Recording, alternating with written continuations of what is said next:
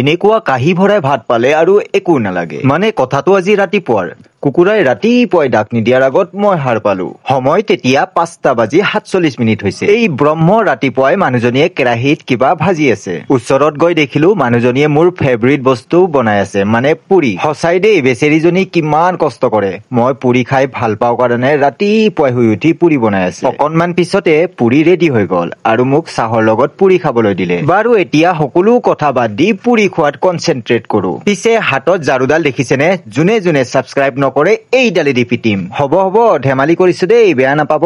ঝাৰুডাল পিছে লোৱাৰ কাৰণটো হল আজি আমাৰ ডিউটিত টেৰেছৰ ওপৰতো চাফা কৰাৰ কাম দিছে। গতিকে টেৰেছখন হেমা মালিনীৰ গালৰ দৰে জিলিকাই চাফা কৰি দিলো। বাৰু এতিয়া ইমান কষ্টৰ পিছত ডিউটি শেষ কৰি ফাইনেলি ঘৰলৈ যাওঁ। ঘৰত আহি দেখিলো আজি জব্দ খানা। খাৰৰ দালি, তিতা কেৰেলা, ভাজা মাছ, সকলোবিধ মোৰ অতিকৈ প্ৰিয়। মানে নকব আৰু, দেখিলেই জিভাৰ পানী বৈ সাগৰৰ দৰে হয়। মানে এনেকুৱা ধৰণৰ খাদ্য পালে মোক আৰু একো নালাগে। এতিয়া আৰু কথা নাপাতো দেই, কাৰণ পেটৰ নিগনি কেইটা ইফালে ইফালে দৌৰি আছে।